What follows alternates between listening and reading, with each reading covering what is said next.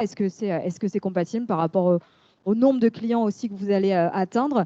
Et puis le sujet de l'externalisation et de l'internationalisation, le financement du développement de ces produits-là. Enfin, on va essayer de faire un 360 pour vous donner le maximum de clés. Bien sûr, on n'a pas de baguette magique, donc vous n'allez pas sortir sans aucun problème en sortant de là, mais vous aurez identifié les zones de risque, et c'est un peu notre mission aussi au village, c'est de vous donner les tips et les points d'éclairage pour éviter de tomber dans des pièges trop forts. Je vais donc laisser la parole aux premiers intervenants. Je vous laisse vous présenter, on fait comme ça. Et du coup, je te laisse mon micro. Bonjour. Donc, je vais commencer par me présenter, hein, c'est la moindre des choses. Je suis Eric Gavaldo, je suis CEO d'Xqual, une société qui édite un logiciel de test management. On appelle ça un ALM aussi. Et donc, Julien et moi, on va présenter une première partie qui va s'attaquer à tout ce qui est qualité et robustesse. Alors, c'est assez générique comme terme. Mais avant ça, je vais commencer par faire un petit retour historique. Alors, l'assistance ici est assez jeune, ce qui est une bonne nouvelle. Vous êtes des entrepreneurs peut-être. Vous allez commencer à faire votre produit, votre start-up. Pour les plus anciens, vous vous rappellerez sans doute qu'à l'époque, il y a une vingtaine ou une trentaine d'années, on avait ce qui s'appelait le SDLC, le Software Development Lifecycle, qui était une méthodologie pour développer des produits relativement simples. Planification, conception, programmation, test, déploiement, maintenance. Si on demandait à un enfant de décrire comment on doit développer un produit, c'est probablement ce que l'enfant dirait, parce que c'est simple, c'est clair, c'est facile. Cette méthodologie-là a été utilisée pendant des années, et marchait très très bien. C'est quelque chose qui marche très très bien, ça donne des produits de qualité, les gens sont plutôt contents. Les intervenants aiment bien parce que c'est simple, ils savent où ils interviennent, ils savent comment collaborer avec les autres. Donc c'est quelque chose qui marche très très bien. Alors pourquoi on ne fait plus du tout ça maintenant? Parce qu'il y avait un problème dans cette méthodologie-là, c'est que les cycles étaient longs. Les cycles étaient très très longs. C'est-à-dire que pour faire un produit en janvier, on faisait un produit en janvier, on faisait une release, et la deuxième release était nécessairement au mieux en juillet, c'est-à-dire 6 mois plus tard ou 1 an plus tard. Donc ça, c'est plus du tout adapté aux exigences du marché actuel. L'exigence du marché actuel, c'est d'avoir un time to market, c'est-à-dire de pouvoir faire des releases très souvent, très rapidement. On voit ça tous les jours, hein. Vous avez un smartphone, on a des applis web qu'on utilise. Il faut que ça s'update rapidement, il faut que ça s'update dès qu'il y a un bug qui est détecté, c'est forcément déployé. L'agilité est arrivée là-dedans. Alors l'agilité, c'est un bien grand mot, hein. Tout le monde accorde ce mot-là à toutes les sauces. C'est essentiellement du bon sens, mais globalement, ce qui s'est passé, c'est que plutôt que de faire une méthodologie comme j'ai montré auparavant, maintenant, les méthodologies pour développer des produits sont plus sur un modèle itératif. C'est-à-dire qu'on va faire des petits produits avec des fonctionnalités qui vont être incrémentales. On va spécifier, on va développer, on va tester, puis on va recommencer en rajoutant quelques fonctionnalités. Et on va avoir un produit qui va évoluer dans le temps, au fur et à mesure, avec des itérations comme ça qui vont s'ajouter les unes aux autres.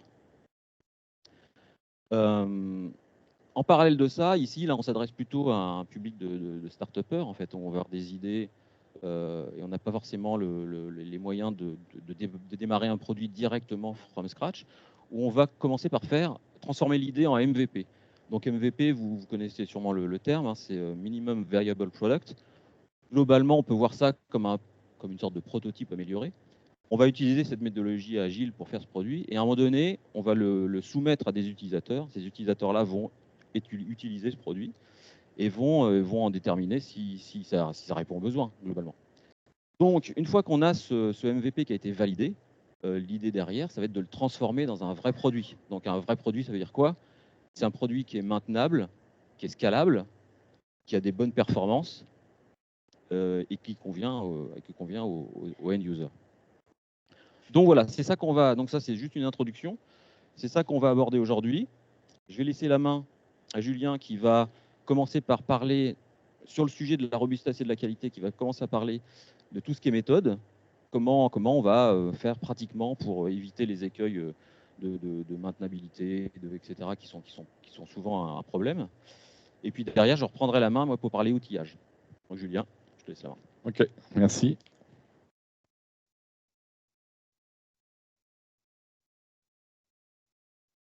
Moi, je suis Julien Vanquois Québec. Donc, je suis le fondateur d'All for Test, donc un pure player du test logiciel depuis 2006 maintenant. Donc, on est été créé dans le sud et on est présent dans plusieurs villes en France avec une cinquantaine de personnes. Et surtout, on est organisateur d'événements autour du test logiciel. Donc, ça a commencé ici à Sophia Antipolis avec Telecom Valley, avec la soirée du test logiciel. Et c'est des events qu'on fait maintenant dans plusieurs villes en France. Et donc, si vous êtes intéressé sur ces problèmes de qualité logicielle, vous pouvez aussi... il y a un blog qu'on a développé qui s'appelle le blog du testeur. Alors, la problématique des startups, comme Eric le disait, c'est effectivement, on a une idée, on veut... L'agilité, c'est quoi? En fait, c'est de vérifier qu'il y a un marché ou il y a une traction du marché sur l'idée qu'on a eue. Et souvent, quand on lance une idée, on n'est pas forcément un pro de l'IT, ou si on est dans du hardware, un pro de la mécanique ou de l'électronique. Mais la tendance, c'est de se dire, ça ne sert à rien d'imaginer d'aller plus loin si le marché ne répond pas à ma vision. Et comment confronter les œufs? Il faut faire réagir les gens sur un produit, même s'il n'est pas parfait, etc. Donc souvent, on essaye de développer ce qu'on appelle un MVP, mais c'est un prototype, pour vérifier le feedback des users. Donc ça, quand il y a une traction, c'est super. On se dit, tiens, les gens sont intéressés par mon produit, par ma vision. Mais la problématique, c'est que la société va devoir se transformer en une start-up avec 2-3 fondateurs, si on est dans le logiciel, en éditeur de logiciel. Et éditeur de logiciel, c'est un métier à part entière. Et donc, il faut apprendre ce métier si les fondateurs ne le connaissent pas. Comment on fait? Et notamment sur la problématique de fiabilité et de qualité. Donc, comme tu l'as dit, Eric, il y a le time to market, il y a la gestion du budget, des ressources, rester focus sur son cœur de métier et vérifier qu'on apporte de la valeur. Ça, c'est les enjeux normalement d'une startup classique. Mais comment on fait pour rester focus en étant time to market, tout en assurant aux investisseurs que on est capable de délivrer du produit dans le temps cette fois, pas juste un proto, qu'on va pouvoir scaler. Tiens, j'ai 2 users, ça marche super, mais quand je passe à 600 users, qu'est-ce qui va se passer? On va avoir peut-être des problématiques différentes. Donc en fait, un des enjeux, c'est de se dire, mais comment je vais pouvoir mesurer la qualité de mon logiciel, sa fiabilité? C'est quoi ce truc? Comment on le mesure? Comment on fait en fait?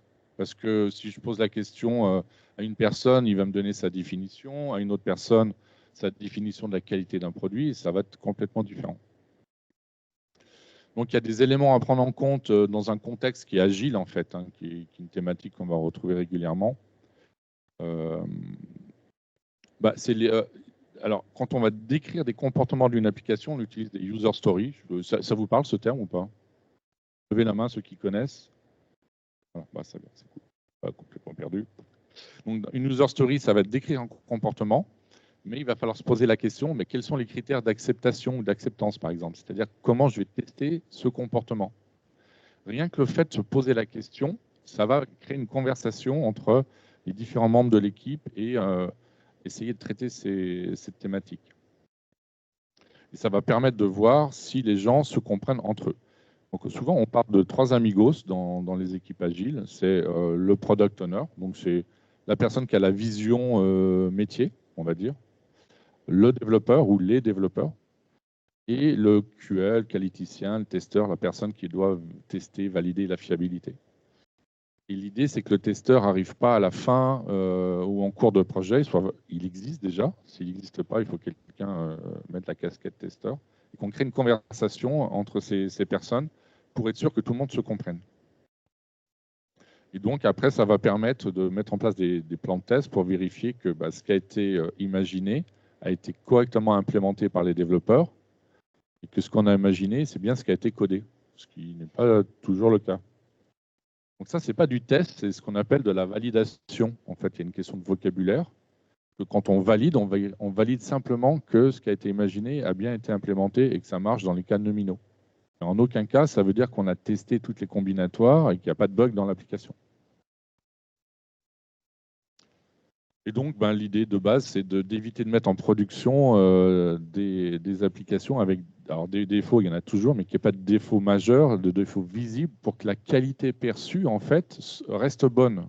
Donc, il y a aussi des fois, on peut avoir une qualité qui est pas terrible, mais que la qualité perçue reste bonne, parce qu'il n'y a pas au moins de bugs majeurs ou bloquants pour les users. Donc, une façon de mesurer ça aussi, c'est qu'il n'y a pas de rollback régulier dans votre entreprise, que vous n'êtes pas obligé de revenir en arrière sur une livraison parce qu'elle est instable. Et du coup, vous devez revenir à la version N-1. Donc ça, c'est un des indicateurs de base où on voit que ça ne va pas et que ça régresse en fait. Parce que dans le monde de l'IT, en fait, il y a une problématique, c'est les régressions. C'est-à-dire que ce qui marchait avant ne marche plus quand vous sortez une nouvelle release. On l'a tous vu quand on installe une appli mobile. On dit ouais, c'est super, j'ai des nouvelles features, ça va être vachement mieux. Ouais, sauf que ça marche plus. Ou des features qui marchaient avant ne marchent plus. Alors comment on fait? Si on n'a pas défini tous les protocoles de test les plus importants et qu'on les passe à chaque fois, on ne peut pas s'assurer qu'il n'y a pas de régression. Ça, c'est un peu une galère et souvent, il faut, le définir, l'inclure dans la stratégie et surtout l'automatiser. Donc ça, c'est un autre sujet. Il y a des normes un peu complexes, je ne vais pas vous embêter avec ça. En gros, c'est basé sur la norme ISO 25010 qui définit qu'est-ce que c'est qu'un logiciel de qualité. Il y a différents critères. Donc, il y a la capacité fonctionnelle. Donc là, on va essayer de s'assurer que toutes les fonctionnalités qui ont été implémentées fonctionnent correctement. C'est la fameuse validation. La fiabilité. Donc, on va pouvoir la mesurer avec un nombre de tests qui réussissent. Donc, vous avez un nombre de tests qui vont être OK, KO, et donc vous allez voir ce taux de couverture par rapport à vos user stories. Donc là-bas, c'est de s'assurer qu'il y a un taux de couverture, que toutes vos user stories sont couverts par un scénario de test. Et après, de voir le nombre de cas de test qui passent en KO à chaque livraison. Ce qui est important de mesurer, c'est aussi la facilité d'utilisation, c'est l'UX, l'expérience utilisateur. Donc ça, c'est super important, surtout sur des projets mobiles, par exemple. Si vous avez une mauvaise expérience sur une appli mobile, généralement, vous la désinstallez au bout de 2 ou 3 minutes. Vous n'allez pas chercher à comprendre. Ah mais non, ça s'installe mal, je ne comprends rien de comment ça marche. Donc il faut tester ça, il faut l'inclure dans c'est des tests de X qu'il faut inclure dans vos protocoles de test. Les performances, là, ça fait partie un peu de l'UX aussi, mais ça va être le temps qu'il faut pour lancer l'application, répondre à des requêtes, et aussi s'assurer que votre application, elle tient la charge aussi bien pour 10 personnes que pour 500 personnes ou 1000 ou 10 000 personnes. Si vous êtes en mode SaaS, vous pouvez très bien avoir 10 000 utilisateurs à terme.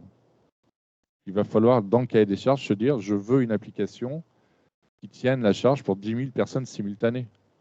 Ça n'a rien à voir en termes d'architecture. Donc, si vous ne l'avez pas prévu dès le départ, vous allez peut-être devoir redévelopper une partie de votre appli parce qu'elle n'est pas scalable, en fait. Ça va être des problématiques d'architecture, mais qu'il faut checker sur des tests de performance. Et puis surtout, il faut que le code soit maintenable. C'est-à-dire que vous ne passiez pas trop de temps à faire évoluer votre application, qu'il y ait des règles de développement qui soient mises en place pour garantir que le code est de qualité.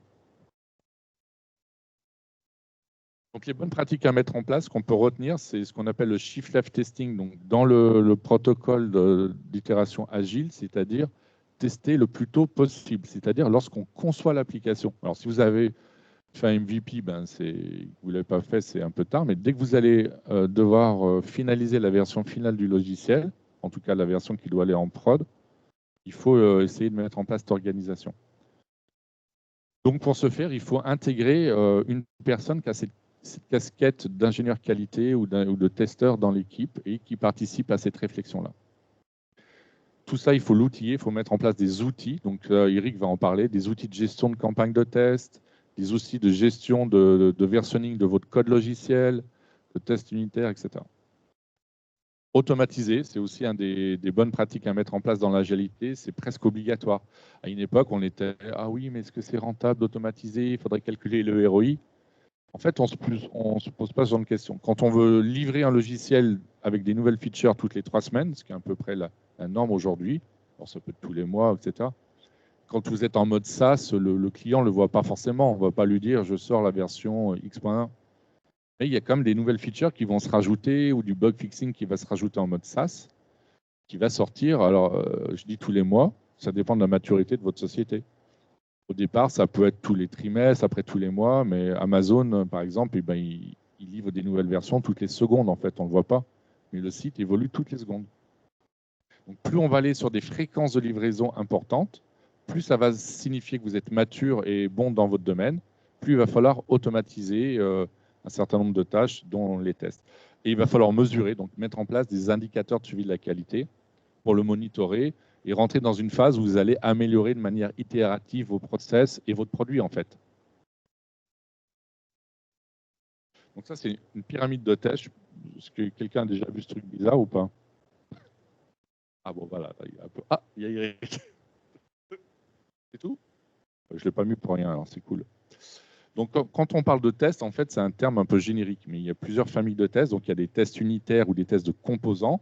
C'est les tests que vont faire les développeurs pour tester du code. C'est du code qui teste du code. Et on fait ça, souvent, c'est limité à la partie que le développeur doit développer. Donc, c'est une feature ou un composant. Ça, c'est des choses qui doivent aller très, très vite et qui sont faciles d'automatiser parce que c'est facile de tester du code, en fait. Les tests d'intégration, c'est quand chaque développeur a développé son bout de code, on va compiler tout ça pour faire un exécutable et on va vérifier que ça marche. Donc, c'est une des thématiques où on peut aussi avoir des tests d'intégration quand on s'interface avec d'autres systèmes. Là, souvent, ça va être des tests d'API. Donc, vous n'avez pas d'interface graphique encore, mais vous avez un système qui communique avec un autre où vous allez devoir tester ces flux.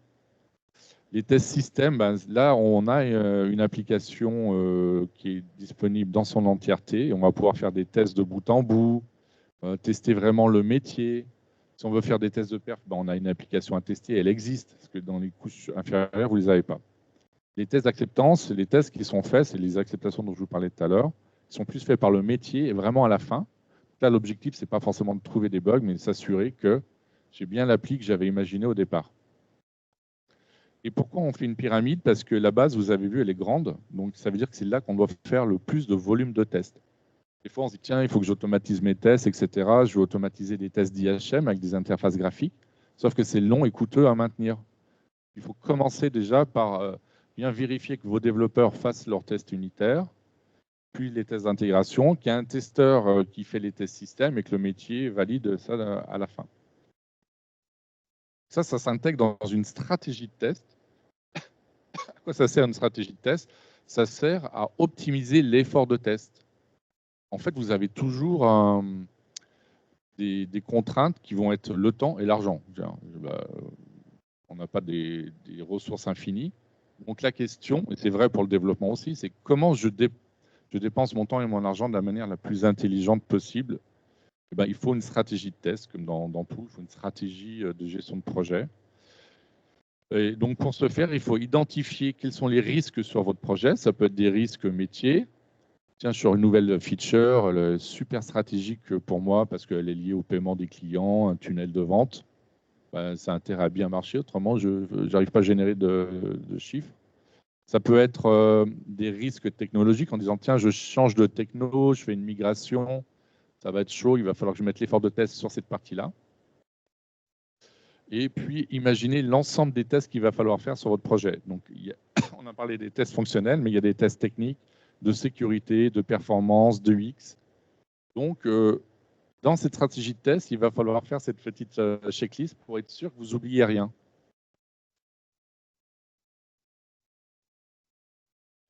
Alors, il peut aussi y avoir le cas où vous ne faites pas les développements en interne. Vous allez dire, tiens, je sous-traite les développements, moi je fais juste le cahier des charges, etc. Il ne faut pas imaginer que c'est parce que vous allez sous-traiter votre développement qu'il faut attendre qu'on vous livre un truc qui marche. Si vous n'allez pas vous impliquer dans comment les gens travaillent de l'autre côté, c'est une boîte noire et vous pouvez avoir des surprises. C'est comme quand vous ouvrez un paquet de surprises, on ne sait pas ce qu'il y a dedans, c'est un petit peu dangereux. Donc on met en place ce qu'on appelle des quality gates. Donc on va aller checker le code qui est développé, les process qui sont mis en place chez le fournisseur et donner un indicateur de qualité du code qui est fourni à chaque livraison. Et donc, du coup, là, il peut y avoir des arbitrages à faire. Est-ce que je développe en interne? Est-ce que je développe en externe? Pourquoi? Comment? Donc, souvent, les startups, elles n'ont pas de responsable qualité. Donc, la question peut se poser sur ce qu'on appelle une TRA, une tierce recette applicative, c'est-à-dire externaliser les tests et ou le développement. Ça dépend un peu aussi des fonds que vous avez, si vous avez levé des fonds ou pas, combien vous pouvez mettre sur les embauches ou pas. Par contre, que vous le fassiez en interne ou en externe, vous avez toujours la même problématique, c'est comment j'assure la qualité de ce qui va être mon produit. C'est quelque chose qui doit vivre pendant des années. Donc en gros, la question, ça va être soit je fais de l'upskilling de mes équipes en interne, je veux responsabiliser les gens, j'ai des gens qui sont motivés par faire du test, ok. À ce moment-là, on peut les accompagner pour les former à ce métier, à ces outils, ou carrément dire non, je n'ai pas le temps de gérer tout ça, je préfère externaliser. Donc ça, c'est une thématique qu'on va revoir qui ne concerne pas que le test un petit peu plus tard dans la présentation. On va parler d'outillage à nouveau avec Eric, du coup.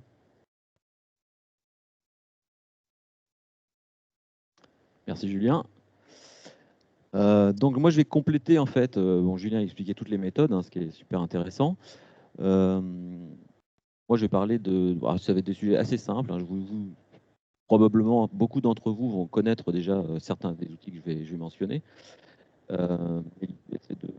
C'est de passer à travers tous les outils essentiels. On ne peut pas passer sur tous les outils. S'il fallait qu'on cite tous les outils et puis détailler vraiment ce qu'ils font, on en aurait pour une journée. Là, c'est vraiment les incontournables, je dirais, de ce qu'il va vous falloir pour faire un produit de qualité. Premier type d'outil, on va dire, qui est nécessaire, c'est les outils de versionning. Des outils qui vont permettre de référencer tous vos bugs. Des outils qui permettent de référencer vos exigences ou user story. Donc là, on va plutôt parler de user story. On peut utiliser le terme exigence, c'est pas non plus des gros mots, on peut se lâcher. L'automation, alors effectivement, vous allez devoir à un moment donné probablement vous poser la question si vous voulez automatiser vos tests et il va falloir utiliser des outils. Les outils d'automation, il y en a pléthore. L'intégration continue qui est aussi un incontournable du développement logiciel. Et puis des tests manuels, parce qu'on a beau dire, on a beau faire, le test manuel, ça reste quand même une valeur sûre dans la qualité et la robustesse. Pour fédérer tout ça, vous aurez probablement besoin d'un ALM aussi.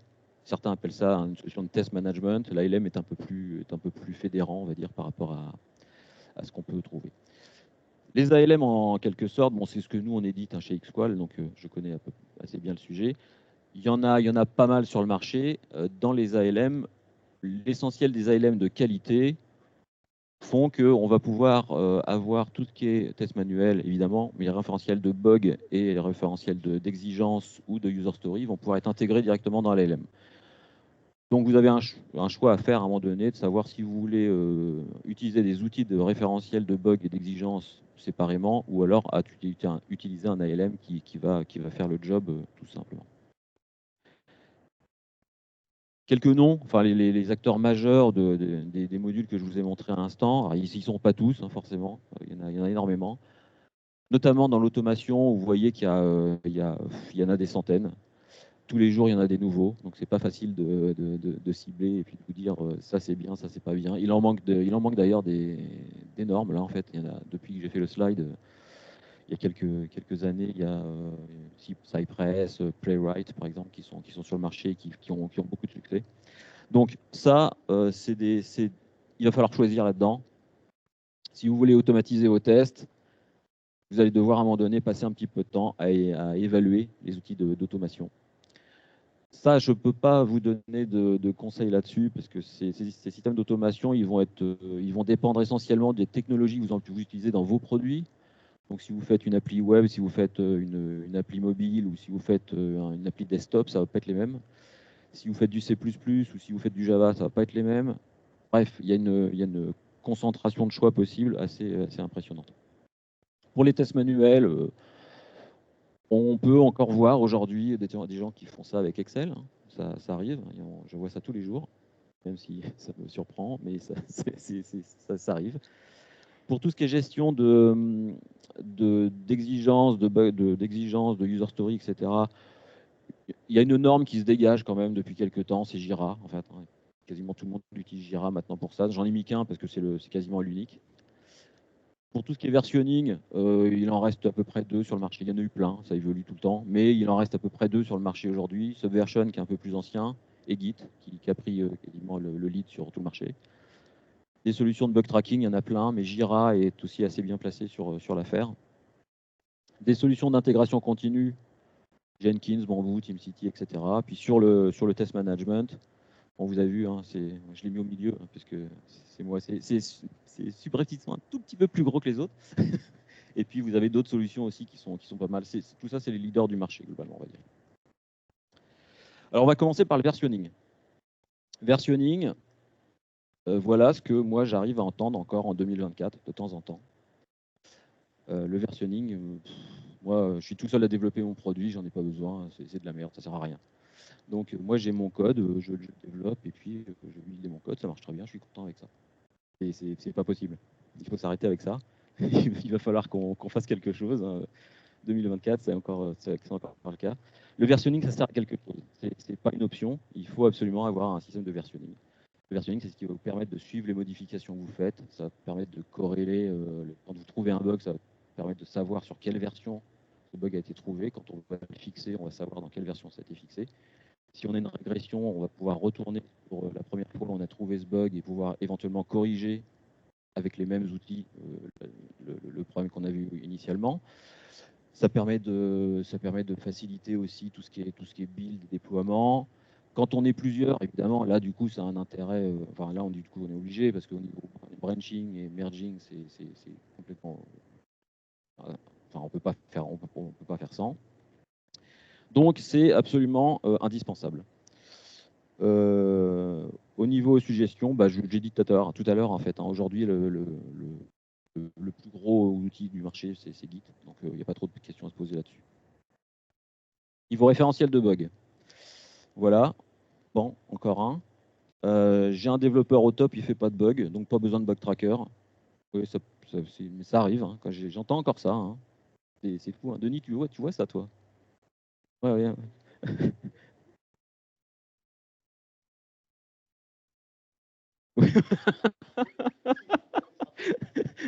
C'est tout à fait vrai.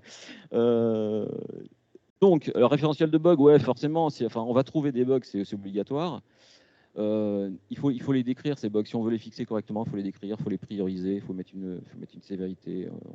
Il faut absolument faire cet effort-là, parce que c'est le seul moyen de pouvoir suivre sans avoir des listes qui vont grimper à l'infini et pouvoir s'en sortir. Pour ça, suggestion du chef, Jira ou un ALM, si vous avez un ALM, ça fera très bien l'affaire. Pour les exigences, c'est un petit peu la même histoire. Alors, dans les inepties qu'on entend, pourquoi faire? Je suis team agile, donc on m'a dit qu'en agilité, il n'y avait pas d'exigence, il n'y avait pas de...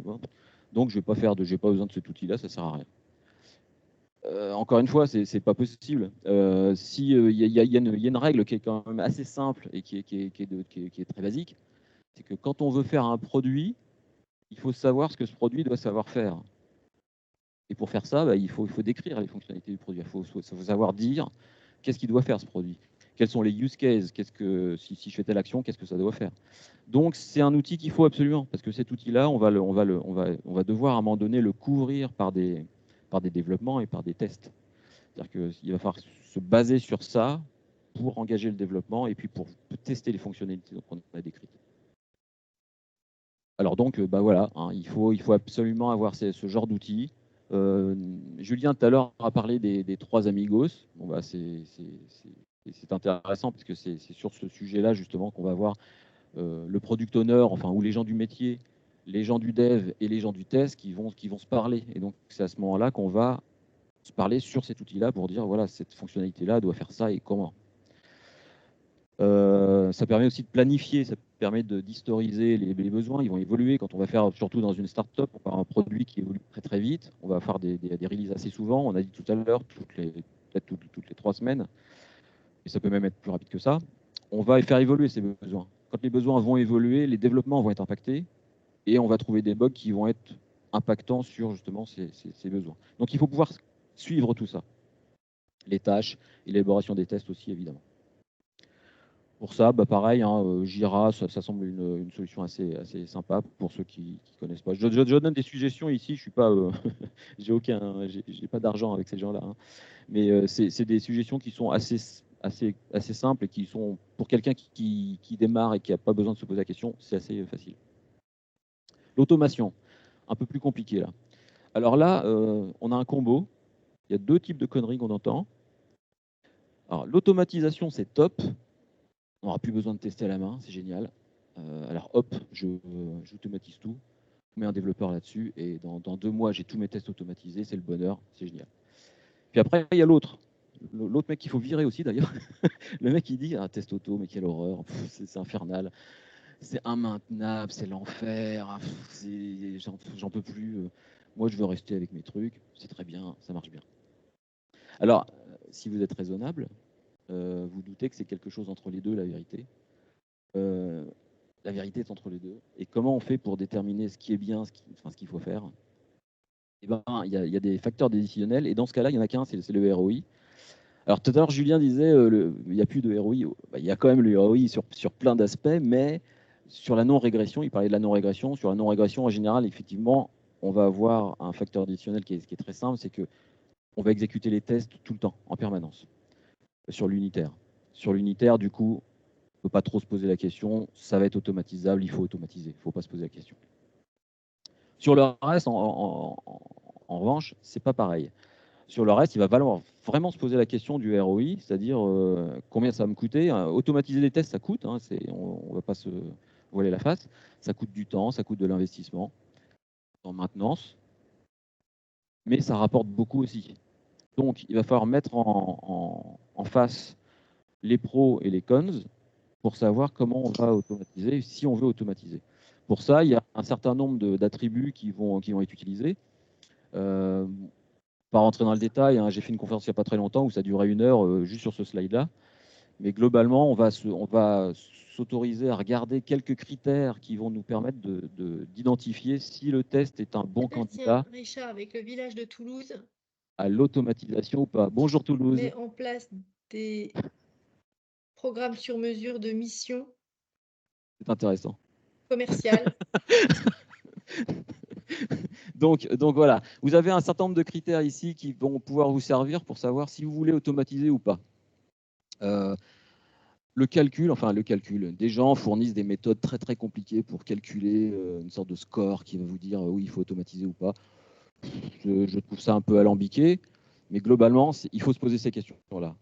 Après, un petit peu de bon sens suffit en général pour savoir si on veut y aller ou si on ne veut pas y aller.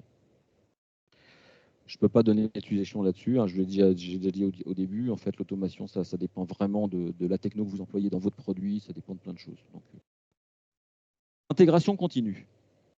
Alors, vous vous attendez à une ineptie, là, je vais vous la donner, là. L'intégration continue, est-ce que c'est vraiment utile? Moi, ça fait des années que je fais du code, je le construis, je le build, je le déploie, ça marche très bien. Pourquoi j'irais me casser les pieds avec un système d'intégration continue? Il y a une raison toute simple, hein, déjà, c'est que ça fait gagner un temps de fou, premièrement. Et ça fait gagner un temps de fou, notamment parce que, comme je l'avais introduit au tout début en fait, de la conférence, maintenant, on a un time to market qui est rapide. Il faut réaliser vite, souvent. Avant, il y a quelques années de ça, encore une fois, je m'adresse aux vieux ici. Il n'y en a pas beaucoup, mais je suis de cette. Mais il y a quelques années de ça, il y avait ce qu'on appelle des release managers. Il y avait des gens qui étaient payés pour ça à temps plein, hein. C'est des gens leur rôle, ça consistait à prendre du code, le compiler, builder, relancer des tests dessus, on vérifiait que ça marchait, puis ensuite, éventuellement, on allait déployer. Maintenant, ça ne marche plus comme ça. Maintenant, tout est automatisé. On a de l'intégration continue. Le code est commité par les développeurs. À chaque fois qu'un développeur commit du code, tout est recompilé, tout est buildé.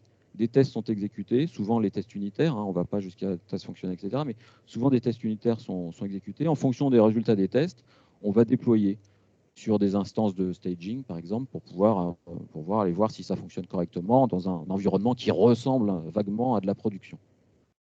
Certains arrivent même à déployer directement en prod de cette façon-là. Il faut avoir des coronesses, mais c'est possible. Donc l'intégration continue, ça fait gagner du temps et c'est quasiment indispensable parce que si on veut aller vite, on est obligé de passer par là. Donc ça permet effectivement d'aller vite pour le build et le déploiement, et ça permet aussi de détecter des problèmes au plus tôt. C'est-à-dire qu'à chaque fois que vous allez avoir un développeur qui va committer du code, si ce code fait péter la machine, on va dire, tout de suite vous avez une alerte, vous avez un warning qui va vous dire ça compile plus ou ça s'exécute mal, etc. Donc ça permet de repérer les problèmes au plus tôt. Comme on l'a dit Julien tout à l'heure, en fait, on teste de plus en plus vers la gauche du process, c'est le shift left, pour justement avoir des retours, surtout les retours négatifs, au plus tôt pour pouvoir corriger au plus tôt. Donc c'est là qu'il faut vraiment accélérer. En intégration continue, quasiment tout le monde utilise Jenkins. Après, on voit du bambou. Il y a GitLab qui a son système aussi. Enfin, il y a plein de choses, quoi. Mais globalement, Jenkins, c'est une valeur sûre. ALM. Alors, qu'est-ce qu'on entend sur les ALM? Les ALM, c'est que pour les grosses boîtes. Ou alors, on fera ça plus tard. Pour l'instant, on n'a pas besoin de tout ça. On se débrouille sans. Il n'y a pas besoin. L'ALM a une fonction qui est très large, notamment quand l'ALM inclut le bug tracking et le référentiel de user story. Donc, j'ai listé un certain nombre de choses, mais globalement, ça facilite le travail d'équipe, ça permet de consolider les informations qu'on va avoir de tous les outils que j'ai cités précédemment, ça permet d'optimiser la gestion des risques, ça permet surtout, enfin essentiellement, d'assurer la couverture, c'est-à-dire que quand vous allez avoir un produit qui a été défini par un certain nombre de user stories en agile, vous allez pouvoir vérifier avec la LM que vos tests que vous avez exécutés couvrent bien toutes ces user stories et vous allez pouvoir faire des KPI et des métriques qui seront reportées, qui vont vous montrer quelles user stories sont bien couvertes, quelles user stories sont de bonne qualité et lesquelles, au contraire, ont des problèmes parce que soit on n'a pas suffisamment de tests, soit les tests ont été exécutés à moitié, soit les tests ont été exécutés complètement, mais échouent.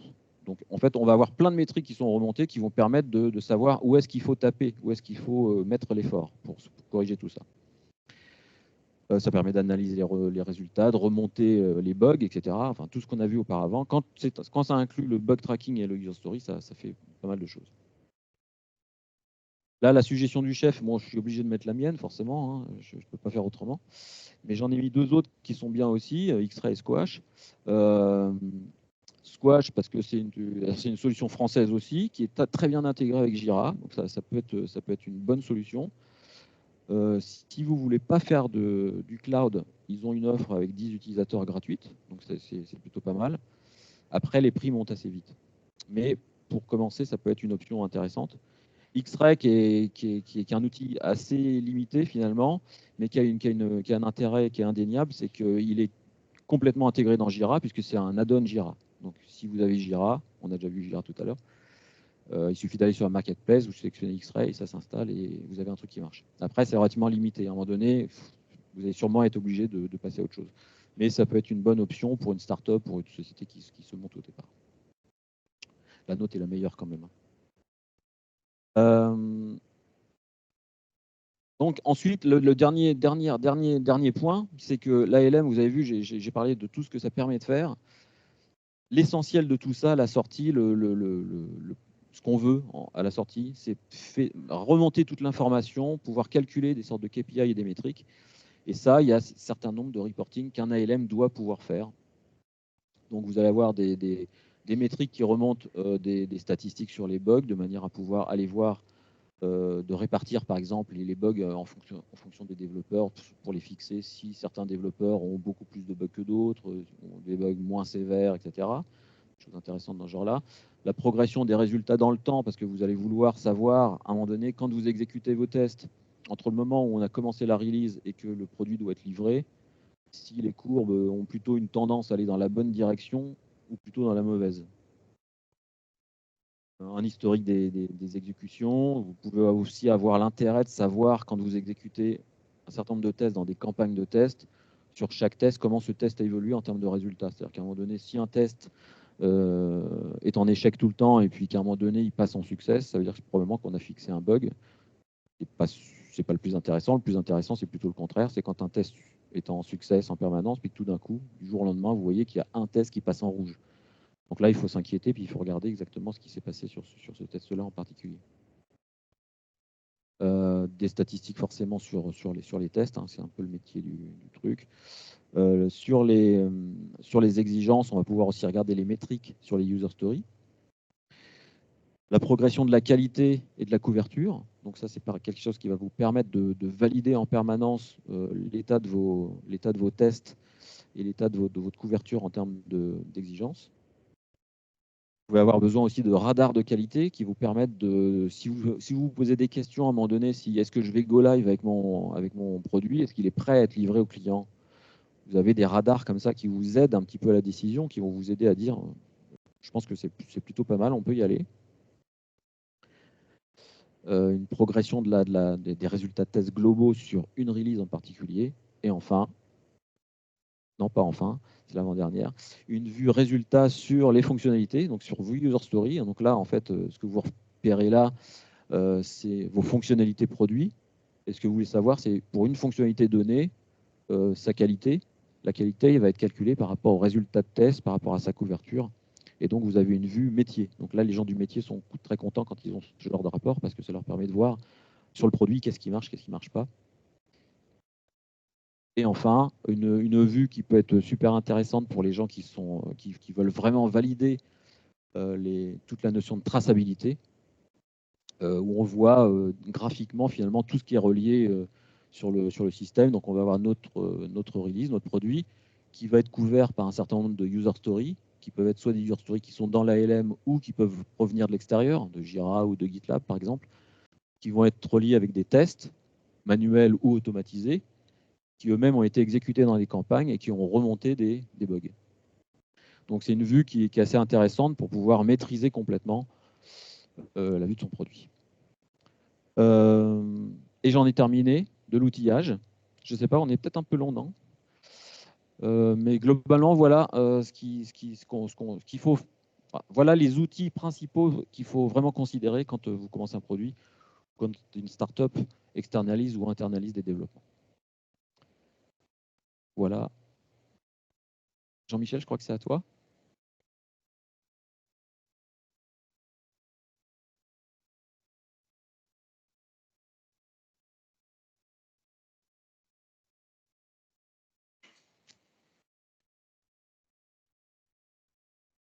Bonjour à tous et à toutes. Je m'appelle Jean-Michel Brossard et je suis le CEO d'une société qui s'appelle Moabi. Alors vous savez que dans tous les statuts d'une société, il faut qu'il y ait un président et un CEO. Donc, ce serait moi, mais le véritable architecte, en fait, c'est Jonathan. Et moi, je ne suis là que pour m'occuper des aspects administratifs et faire un peu de communication. Alors aujourd'hui, je vais vous parler de sécurité logicielle. Alors, ensuite, je vois déjà un peu d'anxiété qui s'installe, mais soyez rassurés, on va voir comment passer de l'anxiété à la compétitivité grâce à la sécurité. Alors, est-ce que c'est vraiment un sujet? On parle jusqu'à maintenant, toute la présentation qui a été faite, on va parler de sécurité. Est-ce que c'est vraiment un sujet? J'ai simplement regardé l'ANSSI 2022. Principale cible, les petites entreprises. Sujet dont je parlais tout à l'heure. Donc le nombre d'attaques augmente, et ça augmente aussi du fait qu'il y a de plus en plus de logiciels. Et les cibles principales sont en fait les petites. Le deuxième point important, c'est une évolution assez sensible de la position de la justice sur ces problèmes de hacking. Jusqu'à maintenant, la justice, elle était plutôt de dire « Oh là là, ces pauvres entreprises qui se sont fait hacker, il y a vraiment des méchants ». La justice évolue singulièrement en ce moment en disant « Si vous vous êtes fait attaquer, c'est que vous n'avez pas fait le minimum nécessaire pour vous protéger ». Là, il y a un changement assez radical de la position des juges. Et puis, dernier point important, c'est que le législateur européen est en train de s'emparer de façon très vigoureuse de ce problème de sécurité. Alors, vous avez tous entendu parler, vous devez tous être sensibilisés au RGPD, mais il y a une autre loi qui arrive qui s'appelle le CRA, le Cyber Resilience Act, Et cette loi va imposer à tout de logiciel d'apporter au client qu'il n'y a pas de faille au départ du projet pendant toute la durée. Et tous concernés. Alors la loi n'est pas encore votée, elle est au Parlement européen pour être votée en avril. Elle sera déclinée dans les différentes lois pays, puisqu'il faut qu'elle soit intégrée dans la loi de chaque pays, courant 2025-2026. Donc c'est un vrai sujet pour nous de voir comment on va pouvoir satisfaire la Résilience Act et comment on pourra apporter la preuve. Donc il y aura des preuves, dans un certain nombre de cas, il y aura de l'autocertification, c'est-à-dire que ce sera à nous d'apporter la preuve qu'on a fait le bon travail pour se mettre en sécurité. Ah, j'ai de la chance. Et dans un certain nombre de cas, sur des sujets très sensibles, en fait, il faudra de la certification par tierce partie. Ces sujets-là sont encore en discussion. En fait, la sécurité des logiciels, c'est un vrai sujet d'entreprise et de stratégie d'entreprise. Et une équipe de direction, elle ne peut pas déléguer à ses équipes de développement ce sujet sans contrôle. Alors, sachant qu'aujourd'hui, les équipes de développement sont dans une position extrêmement délicate vis-à-vis de ces sujets, parce qu'elles n'ont pas d'outils pour mesurer exactement quelle est la cybersécurité. Et généralement, notre mission, c'est d'aider les entreprises à évaluer la posture de sécurité de leur parc de logiciels. Généralement, quand on fait le premier audit, et on voit qu'il y a beaucoup de trous dans la raquette. Mais ce n'est pas que les gens ont mal travaillé, c'est qu'ils n'ont pas les outils pour bien travailler, ce qui est assez différent. Donc, c'est un vrai sujet de stratégie d'entreprise. Vous ne pouvez pas ignorer aujourd'hui le sujet de la sécurité. Alors, un point important, c'est vis-à-vis de vos équipes de développement, mais aussi vis-à-vis de vos sous-traitants. Vous ne pouvez pas considérer les sous-traitants comme une boîte noire. C'est vous qui avez la responsabilité si vous vendez. Donc, vous êtes obligé de prendre en compte ce que font vos sous-traitants. Et dans les sous-traitants, on va intégrer aussi, de façon plus large, l'open source. Si vous utilisez l'open source pour vos logiciels, vous avez la responsabilité vis-à-vis de votre client. Donc, c'est un vrai sujet d'entreprise.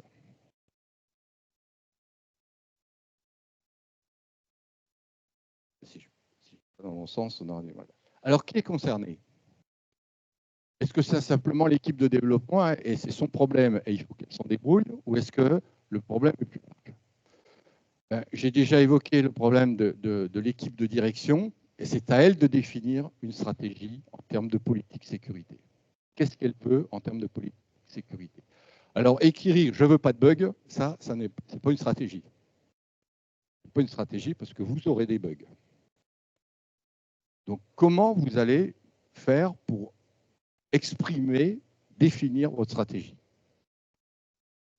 Les spécificateurs, lorsqu'on écrit les spécifications, les fonctionnalités dont on a entendu parler tout à l'heure, vous devez intégrer aussi la sécurité dès l'origine du projet. Alors, on n'en est pas, quand je parle de l'origine du projet, c'est quand vous avez décidé d'avoir une version qui est assez définie pour pouvoir dire je passe en prod. Hein. Okay. Ensuite, les achats. Comment vous allez spécifier la sécurité lorsque vous sous-traitez à des tierces parties? Ça, c'est un vrai sujet. Et comment vous allez le réceptionner? Vous ne pouvez pas considérer que c'est une boîte noire. Vous avez une responsabilité, donc comment vous l'assumez? Les équipes de développement, naturellement, internes et externes, et puis des équipes de prod, parce qu'elles peuvent voir aussi un certain nombre de choses qui peuvent, en fait, nous intéresser en termes de sécurisation. En fait, il y a une implication de tous les acteurs de la supply chain. Alors, ça peut être une complexité, mais ça peut être aussi une belle opportunité pour justement voir comment on peut faire monter tout le monde en termes de niveau d'expertise sur l'ensemble des acteurs de la supply chain. Et là, vous avez un véritable vecteur de compétitivité. Alors, est-ce qu'il y a des outils miracles? La réponse est non. Vous pouvez mettre tout l'antivirus que vous voulez, ça ne répondra pas au sujet.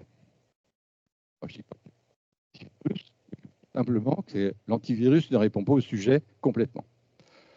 Donc la problématique que l'on a, c'est qu'on a tous les acteurs de la supply chain. C'est quand même assez complexe, que si vous sous-traitez, vous aurez divers acteurs. Vous devez faire ça pendant toute la durée de vie du produit. C'est-à-dire, il ne suffit pas d'être bon aujourd'hui, et après on verra ce qui se passe. Vous devez être bon tout le temps. Et puis, on change de façon de développer. On en a parlé avec les outils et les méthodes tout à l'heure. En passant de méthode agile à méthode agile, aujourd'hui, en fait, on va beaucoup plus vite et on passe beaucoup moins de temps à définir les spécificités. Et ce qui en fait se différencie très fondamentalement des cycles en V qu'on a connus par le passé. Donc, en fait, la sécurité, ce n'est pas un produit, c'est un processus. Et ce processus, il va se dérouler pendant toute la durée de vie du produit. Alors, qui dit processus, dit mesure. Parce que si vous voulez voir si vous faites des progrès sur votre processus, il faut mesurer. Tout à l'heure, on a entendu parler de KPI, on a entendu parler d'indicateurs. Et bien, sur la sécurité, on est exactement dans la même problématique.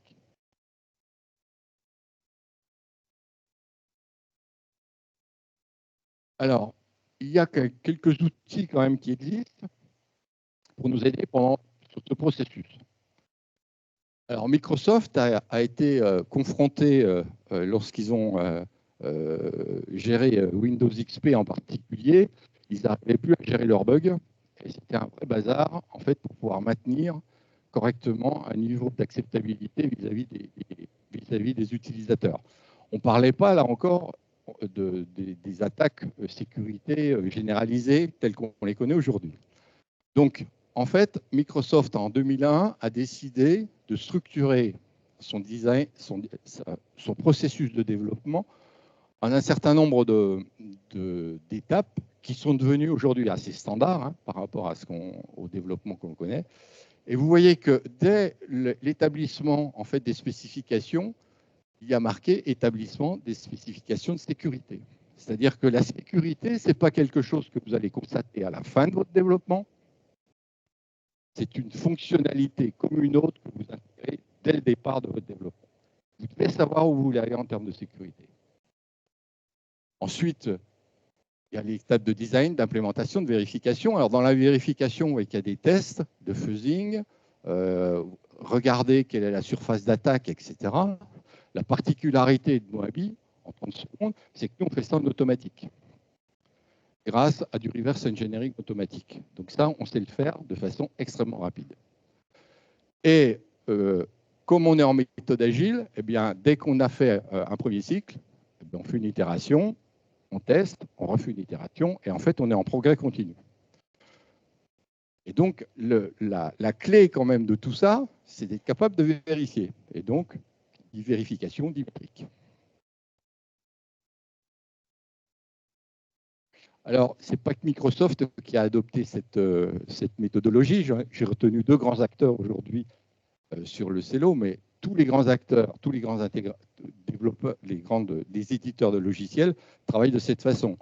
Donc, vous avez Apple. Je ne vous ai pas mis celui du BM parce qu'il est moche, mais celui d'Apple est plus joli en termes de design. Mais vous voyez que Salesforce, je ne sais pas si vous connaissez tous Salesforce, mais c'est le deuxième cloud en termes de CRM au monde.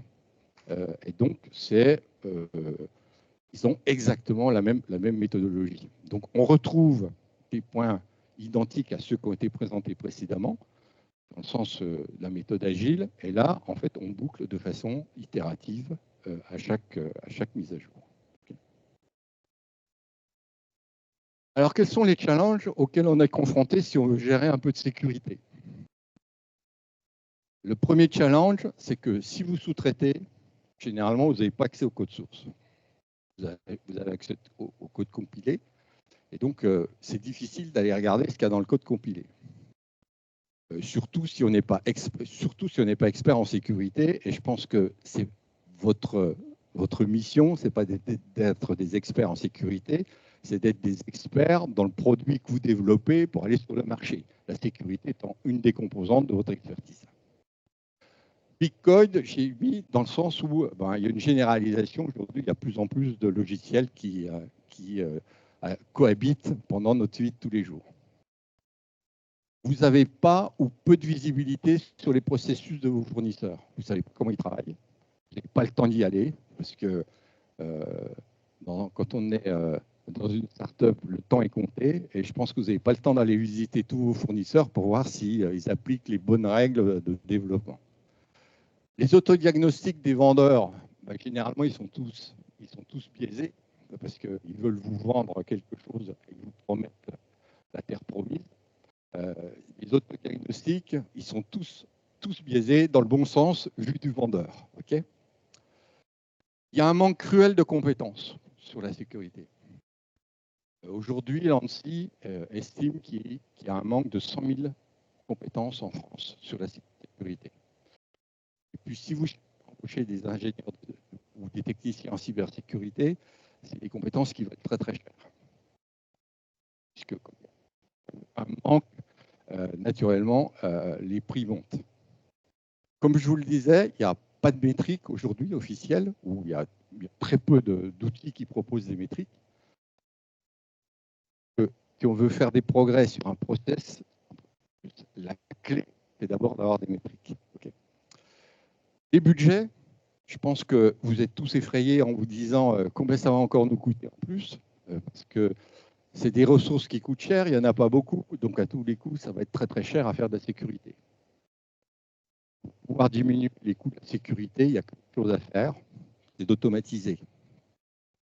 Et c'est le budget même de notre activité. Et puis, la législation, comme je vous l'indiquais, la législation va évoluer rapidement sur le CRA. Et donc, c'est un des challenges que l'on a à relever si on veut faire de la sécurité. Et comme on a besoin de faire de la sécurité, c'est un de nos challenges.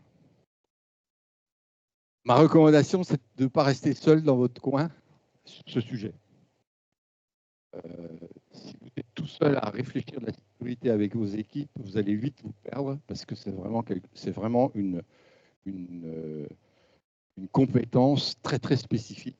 Donc, ma recommandation, c'est faites-vous aider pour faire un diagnostic de votre parc logiciel et puis voir quels sont les plans d'action que vous pouvez mettre en place. Alors, quand je vous dis vous faire aider, il faut qu'il y ait des outils. Il faut qu'il y ait une caisse à outils pour vous aider. Simplement, et que vous n'ayez pas d'outils caractérisés correctement la posture sécurité de vos logiciels, comment vous allez tracer les bugs, comment vous allez être alerté qu'il y a de nouvelles vulnérabilités qui arrivent, etc. C'est ces outils-là dont vous avez besoin pour pouvoir maîtriser de façon opérationnelle la sécurité de ce que vous êtes en train de développer. Okay, donc, qui dit aide, dit outil. Et caisse à outils, facile à utiliser. Alors, quels sont les bénéfices qu'on peut tirer d'une telle opération? Bon, on a vu qu'on y était un peu contraint par la loi, mais la loi, elle peut aussi nous aider à tirer bénéfice, justement, des contraintes qu'elle nous amène. Alors, le premier bénéfice, c'est que vous allez pouvoir apporter la preuve à vos clients du niveau de sécurité de vos logiciels.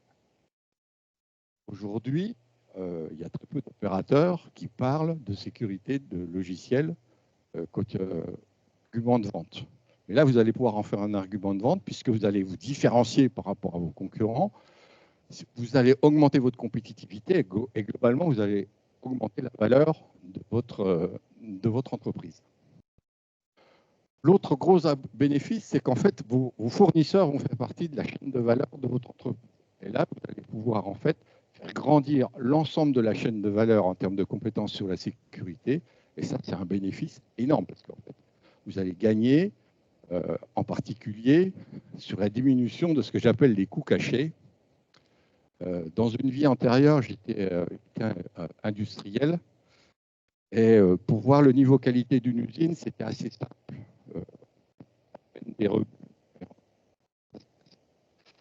La benne des rebuts ou des mauvaises pièces dans les logiciels, ça n'existe pas. C'est-à-dire que là, vous avez toute une partie de coûts de non-qualité qui sont cachés. Vous avez beaucoup de mal à estimer. combien vaut le fait de reprendre les bugs sur un logiciel. Ça, c'est des coûts cachés, en fait, que vous ne voyez pas, qui n'apparaissent pas dans votre checklist des coûts, et pourtant ils existent. Et si vous améliorez la qualité en termes de sécurisation de la part de vos fournisseurs, vous allez diminuer vos coûts et vos coûts cachés. Et donc, vous allez augmenter globalement l'efficience et l'efficacité de l'ensemble de la supply chain. Et en fait, vous allez globalement bénéficier d'une meilleure compétitivité vis-à-vis de vos concurrents. Alors, quand on raisonne dans le cercle Europe, on va se dire oui, mais tous, on va être mangés à la même sauce. N'oublions pas qu'il y a des compétiteurs qui ne s'appellent pas européens. En particulier sur les activités des startups, il y a beaucoup de startups qui ne sont pas européennes. Okay. Voilà, donc sur les bénéfices. Et donc, le gros avantage de se mettre en route tout de suite, dès le départ du projet, sur la partie sécurisation, c'est qu'en fait, vous augmentez la compétitivité de l'ensemble de votre supply chain. Et n'oublions pas que, surtout pour les startups, c'est quand même très très important parce que vous devez être en position, je pense pour la plupart d'entre vous, de sous-traiter une partie de votre développement.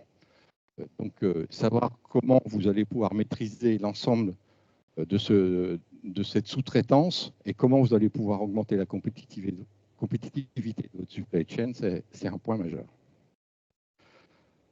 Alors, en conclusion de ma présentation, elle est assez simple, c'est que la sécurisation de vos logiciels, ce n'est pas une option. Il faut le prendre en compte. Donc, il y a les risques et les opportunités de la loi CRA, on en a parlé. Il faut bien associer tous les acteurs de la supply chain. Il faut s'inscrire dans le temps. C'est-à-dire qu'il n'y a pas d'outil miracle que vous allez installer qui va traiter votre problème. C'est un processus, donc il faut vous inscrire dans le temps. Il faut se faire accompagner par de vrais experts qui apportent des outils, parce qu'il faut une caisse à outils. Et puis, c'est vraiment un vecteur de différenciation et de compétitivité. Voilà. Je suis prêt à répondre à vos questions. Je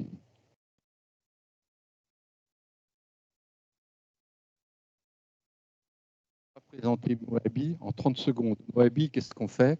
En fait, on est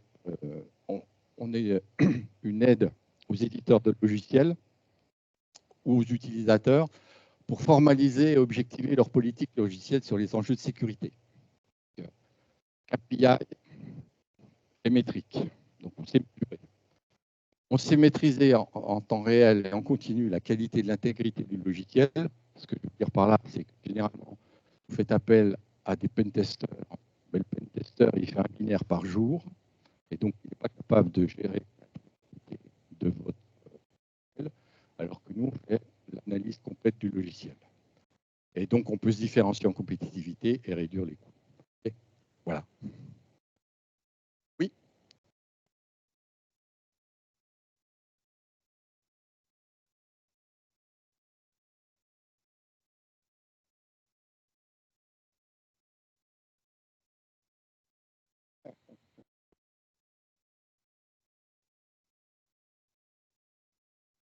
On parle de sécurité, en fait, on parle de détection, tout ce qui est malware, de détection de tout ce qui est problème de configuration. Tiens, Jonathan, je pense que... Bon, ça, c'est le framework que nous, on a pondu. Donc, pour me présenter, moi, je suis prof en fac de cybersécurité. Je refais un doctorat en cybersécurité. Et voilà, j'ai été directeur de la sécurité d'une grande entreprise de la Silicon Valley. Donc ça, c'est le framework que nous, on propose. En fait, une bonne question que vous posez parce que c'est multiforme et on n'a pas de bonne réponse. Ce qu'on sait en cybersécurité, c'est le théorème de Gordon Rice, c'est que tout problème, en fait, sur un logiciel, il est soit trivial, soit indécidable. Et ça veut dire que détecter, vous dire par exemple si un logiciel c'est un malware, c'est indécidable. Vous prouvez qu'un logiciel n'a pas de bug, c'est indécidable. Vous prouvez qu'on ne peut pas voler tout l'argent de votre entreprise en utilisant un logiciel, c'est indécidable. Et en fait, toutes les propriétés intéressantes sont indécidables. Voilà. Et sinon, on va tous mourir. Et voilà. Donc, si on prend le problème comme ça, c'est un peu intimidant. Ça ressemble à un puits sans fond. On fait globalement de la sécurité des systèmes d'information. Donc, ce qui a de la valeur en fait dans votre entreprise. Alors, je ne sais pas ce que vous faites. Si vous faites des missiles, peut-être que le hardware a de la valeur. Mais en général, ce qui a de la valeur pour les hackers, c'est l'information, quoi. Donc, ce qu'on essaie de sécuriser, in fine, nous, c'est beaucoup de l'information. Donc, le framework que nous, on vous propose, c'est les trucs de base. Donc, les malwares, a priori, vous avez déjà entendu parler d'un antivirus, quoi. Ouais, à peu près ce que c'est. Ça, c'est la brique que tout le monde maîtrise à peu près, quoi. Après, il y a les problèmes de configuration. Est-ce que vous êtes en train de leaker, par exemple, dans votre produit qui est en production ou même sur un site web, des credentials qui permettraient à un hacker de se connecter directement sur votre infra? Ça arrive tout le temps. Est-ce que vous utilisez des composants a priori? Alors, il y a deux façons de faire. C'est soit vous avez tout réécrit en commençant par vos propres architectures, vos propres compilateurs, vos librairies cryptographiques, votre propre OS, etc. Et en gros, vous n'allez pas vous en sortir. Soit vous utilisez des choses qui ont été faites par d'autres. Et donc, comment vous évaluez ça, en fait? Alors, il y a 30 ans, il y avait le débat. Est-ce qu'il faut utiliser de l'open source ou pas, quoi? Ce débat a été plié, en fait. C'est soit vous utilisez de l'open source, soit vous êtes trop lent et vous allez mourir. Donc, tout le monde utilise de l'open source. La difficulté quand on utilise de l'open source, par exemple, vous utilisez, je ne sais pas moi, Nginx ou Apache comme serveur web, il y a des vulnérabilités dans la pile SSL qui est utilisée, qui s'appelle OpenSSL. Il y en a toutes les semaines. Si vous ne faites pas ces updates, on peut vous pirater en utilisant des bugs dans ces logiciels. Qui s'est programmé, en fait? Je ne vous ai pas demandé. Qui s'est programmé en assembleur? Parce que c'est la base, quoi. Si vous ne savez pas faire de l'assembleur, vous ne pouvez pas faire de sécurité, quoi. On est trois, top. Les problèmes de dette technique. Donc ça, c'est typiquement, je ne sais pas si vous avez déjà travaillé pour des banques, des assurances. Ils ont des systèmes qui ont 50 ans, quoi. Avec du token ring, des AX et des mainframes. Et ils ne peuvent pas les débrancher, quoi. Et ça, en fait, c'est un problème en soi-même. C'est le problème c'est de la dette technique. Vous avez des trucs trop vieux, quoi. On a les problèmes de défense en profondeur. Donc, en fait, ce qu'on essaye de faire, c'est on essaye de faire des systèmes qui n'ont pas un single point of failure. Donc, on essaye de faire un peu comme un oignon avec plein de couches. Et pour arriver à l'information, il faut passer plein de couches. C'est ça qu'on appelle la défense en profondeur. En fait, il faut les activer, il faut dessiner son système un peu de manière à proposer ce hardening. Il y a les briques de crypto. Donc ça, je pense que tout le monde a été un peu sensibilisé avec le RGPD. C'est-à-dire que la loi, ça dit que si vous avez du customer data qui leak, votre exposure légal, c'est 20 millions ou 4% de votre chiffre d'affaires. Et c'est le plus haut des deux. Donc en gros, si vous êtes une startup, votre exposure, c'est risquer tout votre capital, quoi.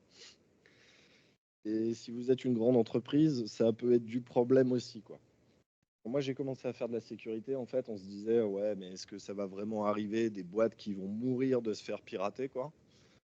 Et en fait, depuis qu'il y a des ransomware et des trucs comme ça qui ont paralysé complètement des entreprises, on se pose plus la question, ça arrive, quoi. Ouais, on peut mourir, quoi. Voilà, c'était les bonnes nouvelles de la journée. Après, donc les problèmes de compliance avec les standards, c'est les façons de développer.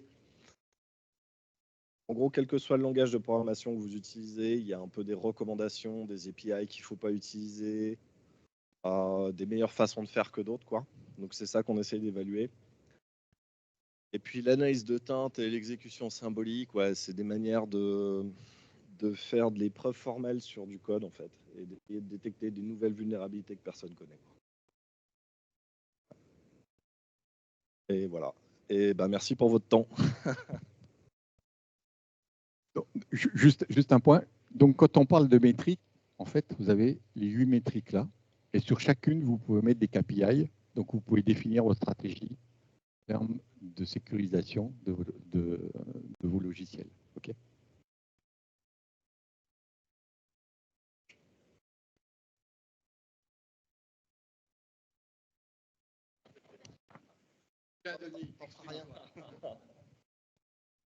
Merci beaucoup. Bonjour à tout le monde. Donc, moi, je suis Denis Carniel, je suis le CTO d'iPaper, qui est au village depuis assez peu de temps finalement. Voilà, moi, je vais vous parler d'une partie qui est un petit peu générique, on va dire, mais quand vous avez un produit et que vous voulez développer un produit, il y a une chose à prendre en considération, c'est comment ce produit va servir l'ensemble de votre public.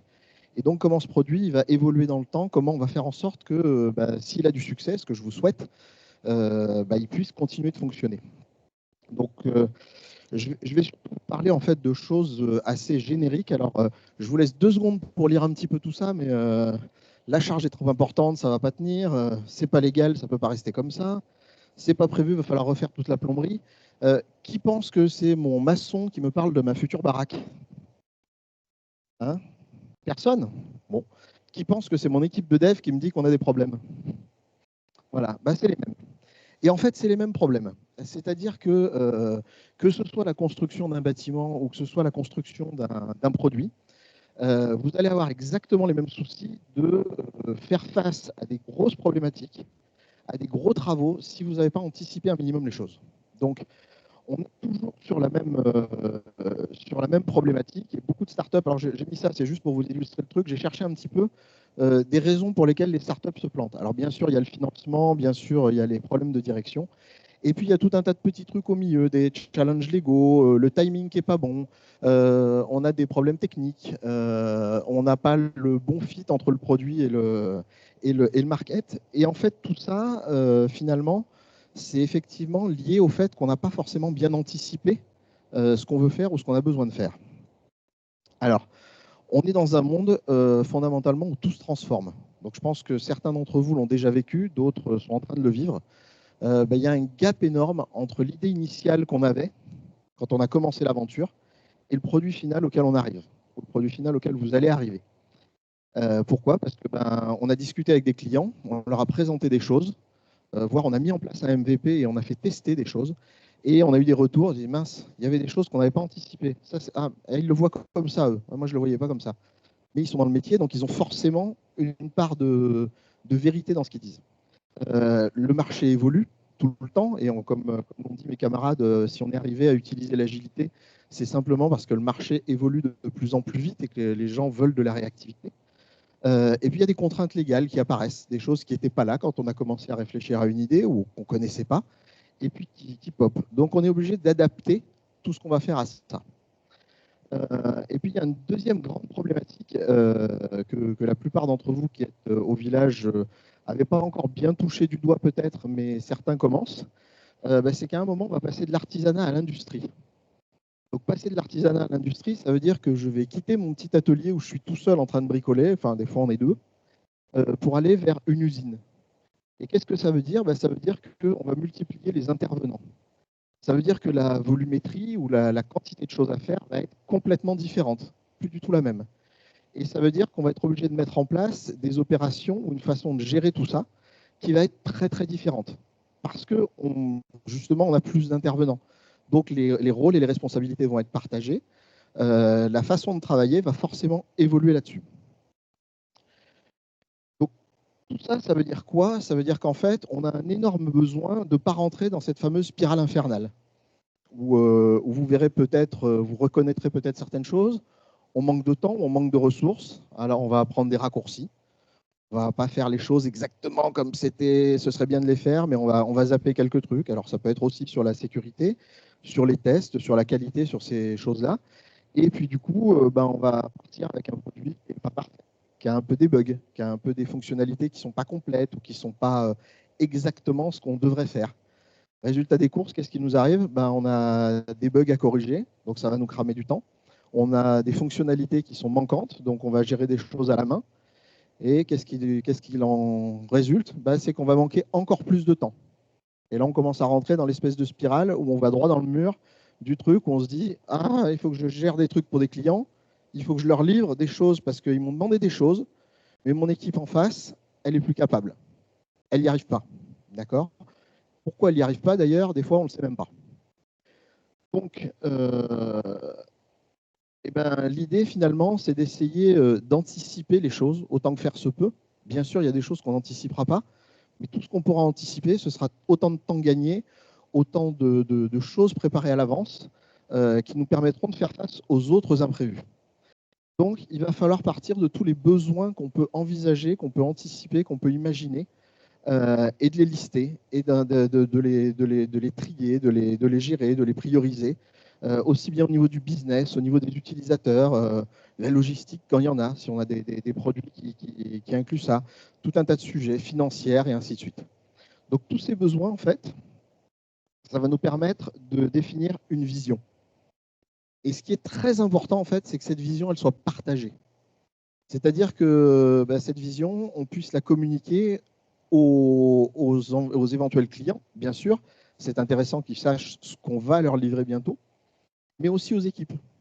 Que ce ne soit pas une vision, on va dire, purement marketing, purement commerciale ou purement portée par le management, mais qu'on puisse la discuter, qu'on puisse la partager et qu'on puisse justement échanger dessus pour arriver à en sortir finalement un certain nombre de choix qu'on va faire dans notre mise en place.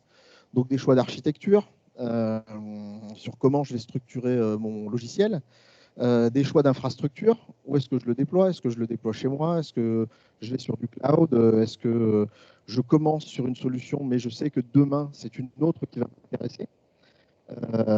Pour prendre un exemple sur ce sujet-là, qui d'entre vous se sentirait à l'aise de déployer une solution sur un outil comme AWS? À main levée, comme ça, en vitesse. Ouais, pas plus que ça. OK. Donc, vous voulez tous développer des choses, mais pas les déployer sur AWS. C'est un choix, mais c'est un choix qu'on peut faire en conscience. C'est-à-dire qu'on entend AWS et on se dit, oh là là, c'est un grand méchant américain, il ne faut pas le faire, je vais avoir des ennuis avec mes clients, je vais avoir des ennuis légaux, je ne vais pas passer les fourches du RGPD. C'est faux. C'est complètement faux. D'accord? Par contre, peut-être que stratégiquement, commercialement, je vais avoir des clients, et je le sais parce que j'ai réfléchi à mes clients, à mon business futur. Peut-être que je vais avoir des clients qui seront un peu franco-français ou des clients, par exemple, en Suisse. C'est un classique. Les Suisses sont quand même assez portés sur l'utilisation de ressources chez eux. Je sais que j'ai des clients qui vont me mettre cette contrainte, qui vont me dire non, moi je ne veux pas travailler avec toi parce que tu ne travailles pas en France. Je ne veux pas travailler avec toi parce que tu travailles avec les GAFAM. Donc ça veut dire que dans ma vision, il faut que je sache que aujourd'hui, je vais peut-être commencer à prouver mon système sur une plateforme comme AWS. Je dis AWS, ça pourrait être Google, ça pourrait être un autre. Mais par contre, que j'ai préparé le terrain pour que demain, je puisse le déployer différemment.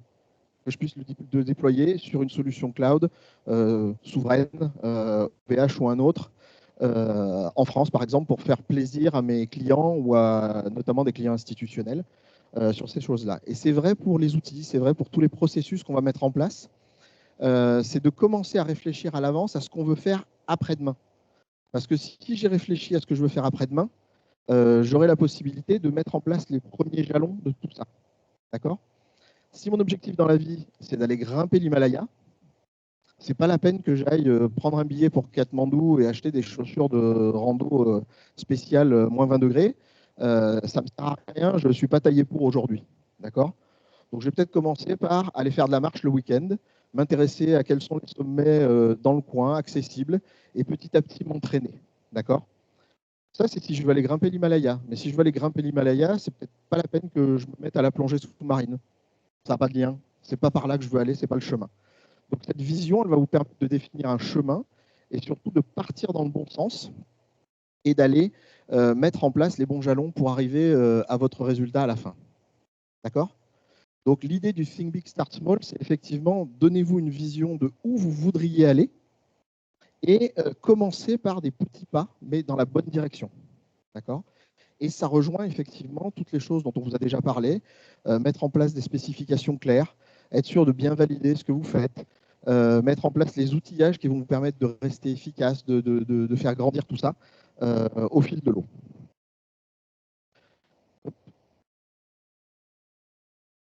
Donc, les points clés pour moi sur tout ça, en premier lieu, la communication. C'est-à-dire que j'ai trop vu de cas d'entreprises où finalement, ce qui a tué le projet, c'était la communication. D'un côté, vous avez un management qui a une idée de ce qu'il faut. De l'autre côté, vous avez des équipes de développement qui, elles, ont une idée de comment faire les choses. Sauf qu'en fait, ils ont oublié de se parler ou ils n'ont pas compris qu'en fait, ils n'avaient pas la même vision. Donc l'équipe de développement a une idée de comment faire les choses, mais en fait, le comment qu'ils veulent réaliser, ce n'est pas le même que le pourquoi que le management attend. Et on met des fois très longtemps, si on n'a pas cette communication en place, pour s'aligner et pour s'apercevoir qu'en fait, on ne parle pas de la même chose. Et quand on se réveille, des fois, c'est un peu trop tard. Voilà. Donc, il faut qu'il y ait de la communication qui descende. Oui, il faut que le management donne les informations à ses équipes, partage la vision qu'ils ont, mais il faut aussi s'assurer qu'on a de la communication qui remonte. S'assurer qu'on écoute les équipes et que les gens ont l'opportunité de donner du feedback. Pourquoi? Parce que si vous avez des équipes qui se disent le management m'a dit il faut faire ça, moi je l'envisage comme ça et je fonce comme ça et je vais droit dans le mur, mais le management m'a dit c'est par là qu'il faut aller, vous avez des gens qui ont, entre guillemets, des fois la peur d'aller voir le management et de dire non, ça ne marche pas ton truc. On en a tous croisé des managers qu'on ne peut pas aller voir en disant non, mais ça ne marche pas. Et toi, fais-le. Ah oui, mais bon, on va dans le mur. Donc au bout d'un moment, c'est aussi le rôle du management de s'assurer qu'ils écoutent ce que les personnes ont à dire. Et une règle de base que j'explique à toutes les équipes avec qui je travaille, il n'y a pas de questions stupides. Jamais. J'ai jamais rencontré une question qui soit réellement stupide quand on parle d'implémentation, de business ou de choses comme ça. Les gens n'ont pas forcément la même compréhension qu'on a nous d'un sujet. Donc quelqu'un vient me voir en me disant mais pourquoi tu fais ça techniquement? La question n'est pas forcément stupide. Elle me paraît peut-être à moi triviale, mais elle n'est pas stupide. C'est-à-dire que la personne en face ne sait pas ce que je fais, je n'ai pas fait mon travail pour l'expliquer. La seule chose qui est éventuellement stupide, c'est que la question soit répétée 10 fois. Et encore, ça ne veut pas dire de quel côté est la stupidité. Est-ce que c'est la personne qui explique mal, ou est-ce que c'est la personne qui a posé la question, qui n'écoute pas la réponse? Donc, dans cet objectif-là, effectivement, une vision partagée qui englobe l'ensemble des activités d'une entreprise. La vision marketing, la vision business, les impératifs financiers et toute la partie technique qui va servir à développer et à porter cette vision à un moment. Certains de mes camarades l'ont déjà mentionné, donc je ne vais pas revenir très longuement là-dessus, mais on a la problématique de faire quelque chose qui soit centré sur l'utilisateur. D'accord? Je vais me décaler, j'en ai écrit un peu dans le coin. Avoir quelque chose qui est centré sur l'utilisateur aujourd'hui, pourquoi? Parce qu'on est dans un monde où les gens acceptent de moins en moins la contrainte. Je ne sais plus qui c'est qui en a parlé tout à l'heure, je ne sais plus si c'est Eric ou Julien, qui a dit vous avez besoin d'avoir un logiciel qui se démarre sur ces petites bêtes-là, d'accord? Un logiciel, un site web, n'importe quoi. Il faut que ça démarre, il faut que ça marche. 3 secondes, si ça ne marche pas, si la personne ne voit pas arriver ce que vous lui avez promis, il lâche l'affaire, il passe à autre chose. D'accord? C'est vrai pour les utilisateurs, c'est vrai pour les clients, mais c'est aussi vrai pour les équipes. C'est-à-dire que si vous ne fournissez pas des outils à un moment correct pour les personnes qui vont faire le support, pour les personnes qui vont travailler en interne, pour les personnes qui vont gérer vos parcs de clients et l'activité de l'entreprise, et vous allez les perdre. Vous allez les mettre dans une situation d'inconfort et finalement vous allez perdre des gens. Et on sait que plus on perd de gens, plus on a de turnover, plus on va perdre de la connaissance. D'accord? Donc c'est important de ne pas oublier que finalement des utilisateurs, vous avez des clients bien sûr, ils sont critiques. Je ne suis pas en train de dire qu'il faut négliger le client au profit d'autres, mais il faut aussi penser qu'on a des utilisateurs internes et que ces utilisateurs internes, plus vous allez grandir, plus vous allez évoluer, plus ce sont des gens qui seront détachés en fait du cœur de métier, qui le comprendront moins. Donc il va falloir leur tenir la main, il va falloir leur apporter des outils qui soient simples pour qu'ils puissent servir au mieux votre client. On en a parlé aussi assez longuement dans la partie qualité, mais quelque part, il est important de construire pour l'avenir. Alors, ça veut dire effectivement mettre en place des métriques de qualité, faire en sorte qu'on surveille ce qui se passe. On a beaucoup parlé de KPI depuis le début. Mais les 3 critères qui, moi, d'un point de vue architectural et développement, me paraissent importants, c'est la maintenabilité du code. C'est-à-dire que quand vous avez des gens qui écrivent du code, il faut qu'on s'assure, et ça peut être des outils de gestion de qualité, d'analyse de code ou de choses comme ça, qui vont vous donner ces informations. qui vont vous permettre d'avoir une vision des éléments sur la qualité du code et la possibilité justement pour des personnes de le maintenir, de le faire évoluer, de faire en sorte que ce code il vive et qu'il ne soit pas un problème et un poids dans 6 mois ou dans 1 an. Une chose à anticiper qui est assez clé aussi sur l'architecture des solutions, et là je m'adresse effectivement un petit peu plus aux CTO ou aux gens qui sont dans la technique, mais c'est important que les dirigeants l'aient en tête, c'est de séparer tout ce qui est l'instantanéité de l'activité qui peut être gérée de manière asynchrone. En fait, on parlait tout à l'heure de scalabilité, de la possibilité d'une application de fournir du travail, enfin de fonctionner pardon, pour 10 personnes, pour 50 personnes, pour 1000 personnes, pour 10 000 personnes. En fait, si vous essayez de tout faire instantanément, il y a un moment où vous vous rendez bien compte que ça ne marche pas. D'accord ? Dans un fast-food, pourquoi les fast-food fonctionnent et pourquoi ils sont capables de livrer autant de sandwichs à plein de gens en très peu de temps ? C'est parce qu'ils ont préparé plein de choses. C'est parce qu'il y a plein de choses qui se font dans l'arrière-boutique, qui sont anticipées, qui sont gérées par des personnes qui ne sont pas la personne qui vous sert. Donc, il y a 3-4 personnes qui travaillent en parallèle. Et en fait, ça, c'est tout ce qui va permettre justement d'avoir cette scalabilité. Et si on l'a un tout petit peu anticipé en mettant en place les bonnes bases, la bonne séparation des choses, on va être vachement plus à l'aise derrière pour justement scaler. Ça ne veut pas dire qu'on a une solution qui est extrêmement complexe d'entrée de jeu, mais ça veut dire qu'on a une solution qui est pensée pour pouvoir dans le futur grandir et réagir. De la même manière, les dépendances, on vous l'a dit, on utilise de l'open source, on utilise des services externes.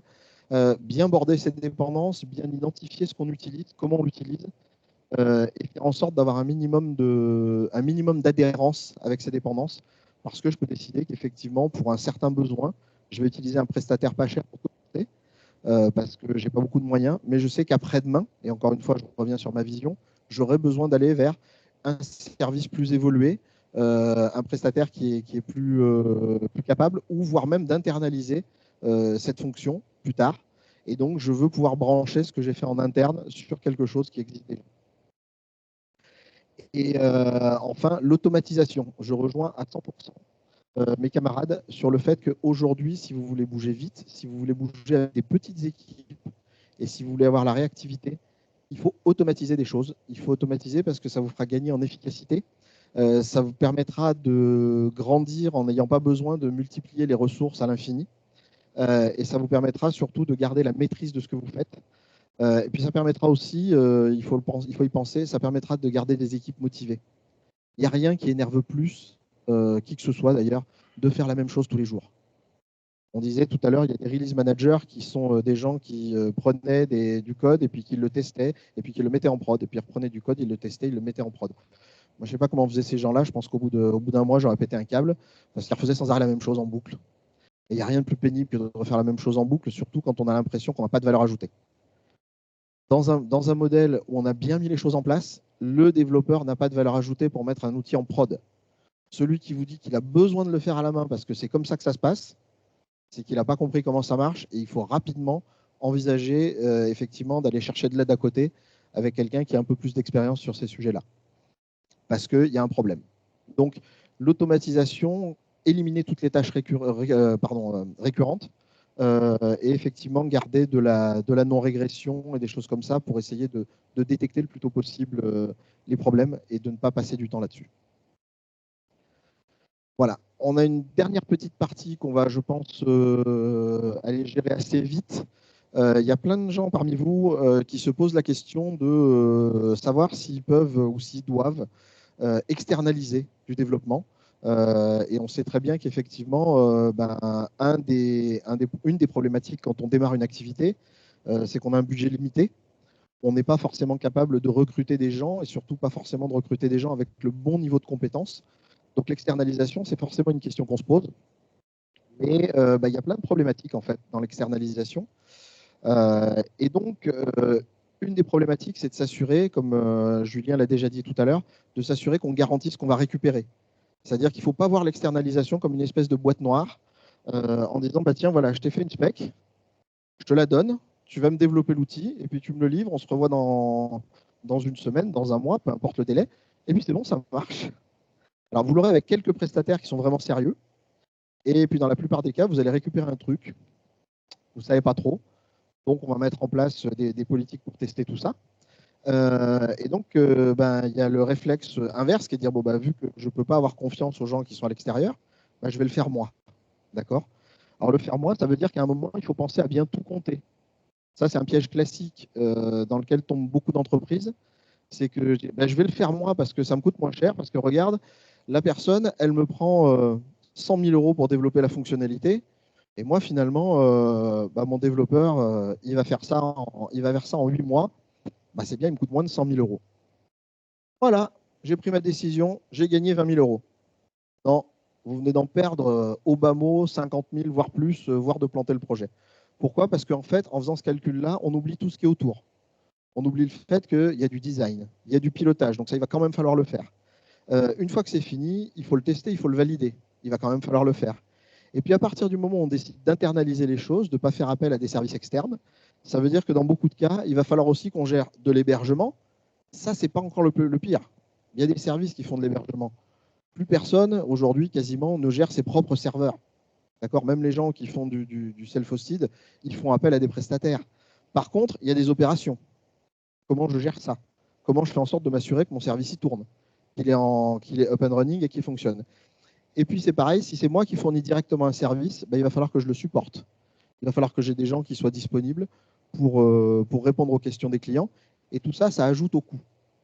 Donc, toujours se méfier avec l'externalisation d'une fonction quelle qu'elle soit. J'ai pris l'exemple du développement un peu plus particulièrement là, mais c'est vrai pour le test, c'est vrai pour la TMA, c'est vrai pour l'hébergement, c'est vrai pour toutes ces choses-là. Il faut bien penser à prendre l'ensemble des coûts associés à ça quand on compare effectivement et quand on veut faire le choix entre faire des choses en interne et faire des choses en externe. Parce qu'on ne compare pas finalement une prestation avec une ressource. On compare une prestation avec la même chose faite en interne et ça couvre pas mal de points. Julien, tu veux parler un petit peu du cas du test en particulier pour donner un autre exemple? Ouais.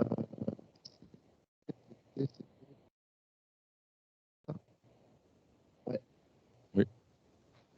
Voilà. Là, le cas d'école, pour que ça soit un peu plus concret pour vous en termes de chiffres, de mode opératoire.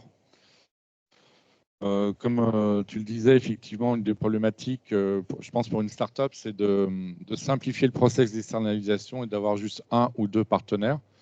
Donc, il peut y avoir deux cas où soit vous avez déjà lancé les développements en interne, et auquel cas vous allez peut-être vouloir continuer ces développements et bâtir une équipe autour pour passer à l'échelle. Soit vous avez juste un MVP et vous allez devoir vous poser la question, est-ce que je le produis en interne ou en externe, sur la totalité. Et l'idée, vu qu'on est plusieurs acteurs, c'est de se dire, tiens, on pourrait travailler ensemble pour fournir une offre à tiroir dans laquelle vous pouvez piocher et la rendre accessible à des jeunes startups. Et au départ, on pensait, disons, voilà, il faut au minimum un ou deux développeurs, au minimum un testeur pour avoir une équipe. Et il y a certaines startups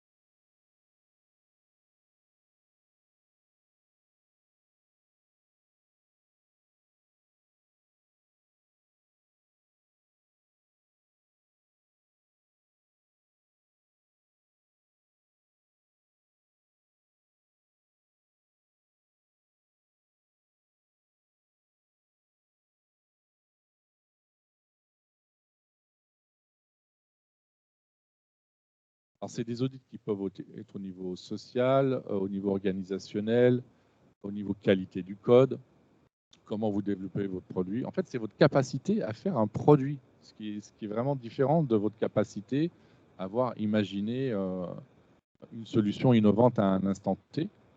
Ça, vous l'avez déjà fait. Maintenant, vous devez convaincre des gens d'investir dans votre société. Il faut les rassurer là-dessus.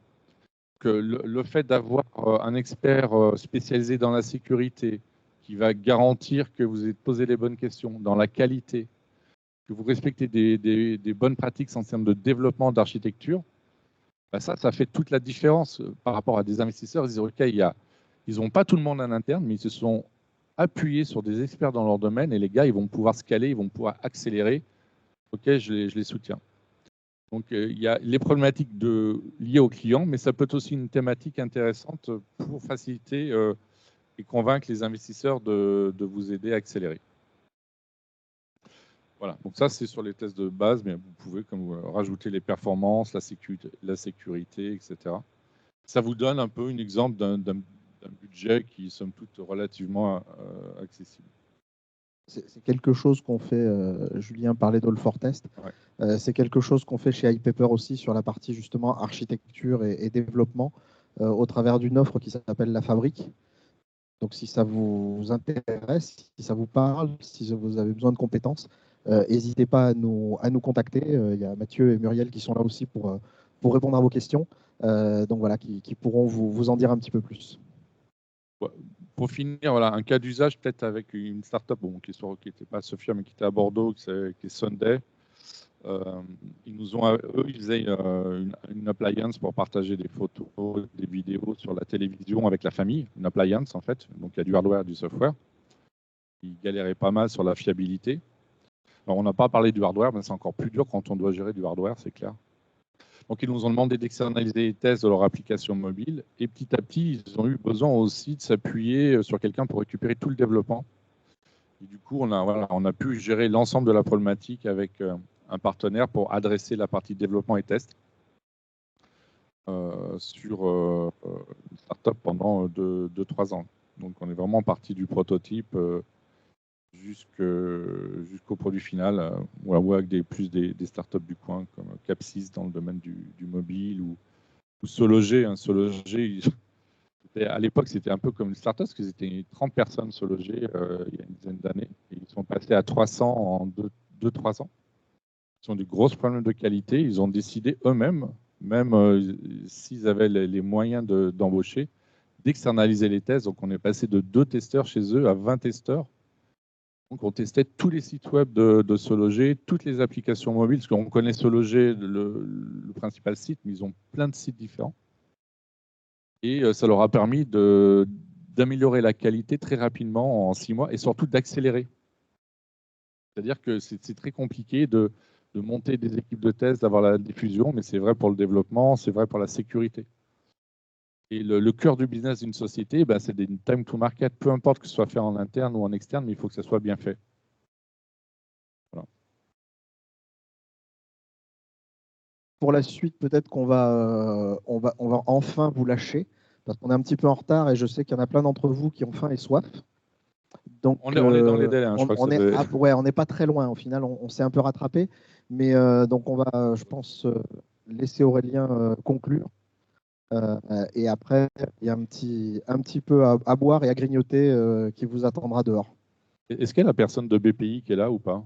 Ah oui, je te laisse la parole, parce que l'idée, c'était de vous présenter comment aussi BPI peut vous aider en termes de financement de cette R&D.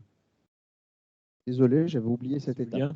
J'ai prévu une petite demi-heure, si vous pouvez patienter. Non, rapidement 10 minutes. Pour présenter comment on peut intervenir sur cette phase-là où il y a peu de financeurs quand même qui savent financer cette phase de développement du produit.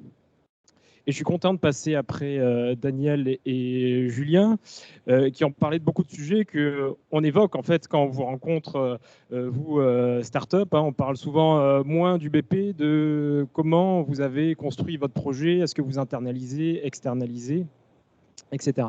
Est-ce que tu as pu avoir ma... La présentation arrive.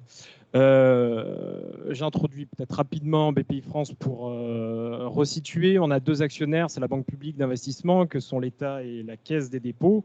Et grosso modo, notre mission, c'est d'accompagner les entreprises françaises dans leur développement. Et pour ça, on a une large boîte à outils. Donc l'idée, c'est pas de tout vous présenter, mais on intervient sur le financement des entreprises, sur l'aide à l'export, les aides à l'innovation, l'investissement et également sur toute la phase de création. Par exemple, vous avez peut-être déjà entendu parler des prêts d'honneur.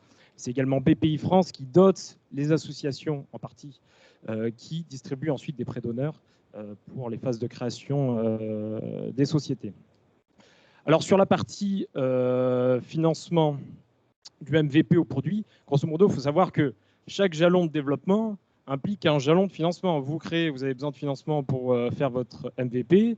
Vous avez votre MVP, il y a un jalon de financement pour développer votre produit. Vous avez développé votre produit, il y a un jalon de financement pour vous lancer commercialement et accélérer.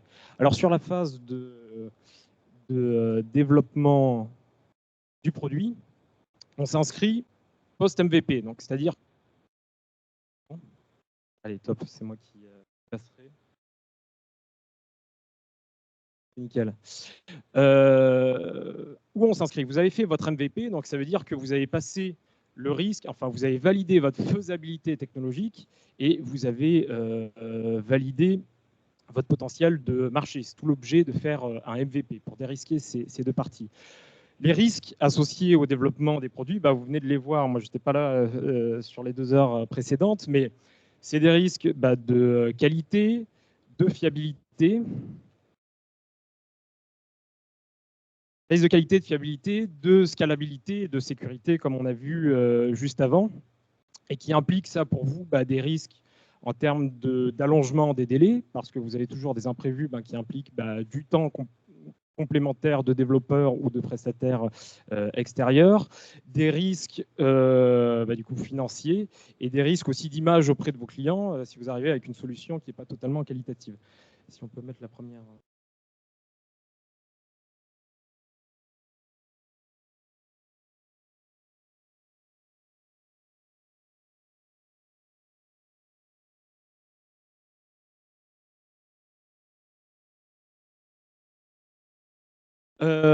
Et donc, toute cette phase implique des coûts pour vous, des frais de personnel interne, des frais de sous-traitance sur tous les aspects qu'on a vus juste avant, potentiellement test, potentiellement une partie de votre développement, des frais de propriété intellectuelle, etc. Tout ça va constituer le programme de R&D associé à cette phase de développement. Et concrètement, sur cette phase, Bpifrance peut vous accompagner sur 3 aspects que j'avais sous les yeux. Vous accompagner sur la structuration de votre projet, financer ce programme de R&D et dernièrement, renforcer votre structure financière. Sur la première phase, c'est une phase un petit peu particulière parce qu'on ne va pas vous financer directement. On va venir financer un prestataire extérieur, un consultant, un expert sur des thématiques précises. Donc sur cette phase de développement, ça peut être intéressant de vous faire accompagner sur comment valoriser vos data, comment intégrer des briques IA dans votre solution, comment définir votre stratégie de propriété intellectuelle. Également sur le design. Le design, ça peut être l'UX ou le design hardware, si vous avez du hardware dans votre solution. Donc là, on a une base d'experts qui est référencée. On va venir subventionner l'expert pour faire une prestation de conseil de 5 à 10 jours dans votre entreprise. Donc là, généralement, vous nous sollicitez.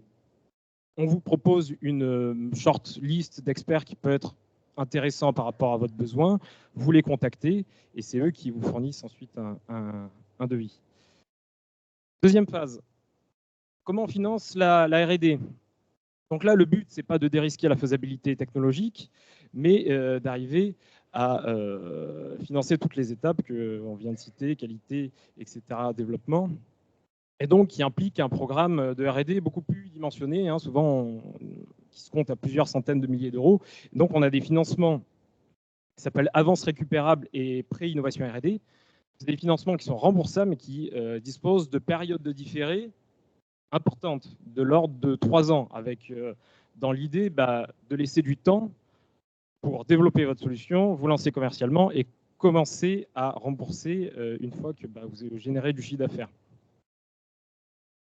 faut rappeler que ces aides à l'innovation, en fait, c'est des dotations que nous donne l'État via le ministère des Finances et que nous redistribuons ensuite en local. Moi, je suis chargé d'affaires et innovation dans la délégation de Nice.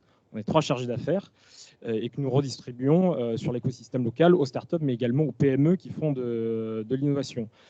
Qu'est-ce qu'on appelle programme de R&D? C'est ce que j'ai expliqué juste avant, des frais internes et des frais externes de consultants, mais également ce qui peut être de l'investissement matériel, encore une fois, si vous avez une solution hardware et que vous avez besoin de faire des pré-séries de votre produit.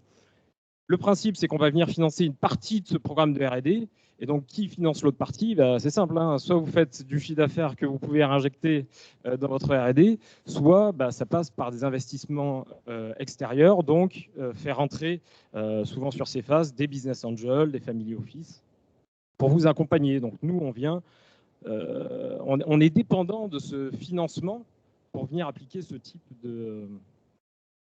type d'aide. Et dernier point, et je finis, sur renforcer la structure financière. Là, c'est des prêts de trésorerie. De la même manière, on a 3 ans différés sur ces prêts-là, et c'est venir faire effet levier sur un investisseur qui rentre à vos côtés. Donc, on a 2 sujets. Le prêt d'amorçage, souvent, on le met sur des sociétés qui n'ont pas nécessairement des programmes de développement très intensifs en termes de cash, mais qui ont développé un MVP, qui peuvent déjà se lancer commercialement tout en ayant une approche un peu itérative sur leur solution. C'est intéressant de passer par ces financements-là qui sont, c'est de la trésor, quoi. Donc c'est assez flexible en termes d'utilisation. Et le dernier, là, c'est plus en fin de cycle de développement. Vous faites entrer des investisseurs type business angel, fonds d'investissement, et on vient abonder avec le prêt d'amorçage investissement sur les investisseurs qui rentrent dans la société. J'espère avoir été clair, avoir donné un peu d'informations. Grosso modo, ce qu'il faut retenir, c'est on a du conseil pour dimensionner votre projet sur différents aspects. On peut financer le programme de R&D. Et dernièrement, on peut libérer les enveloppes de trésorerie pour vous lancer commercialement aux côtés de vos investisseurs. Merci beaucoup.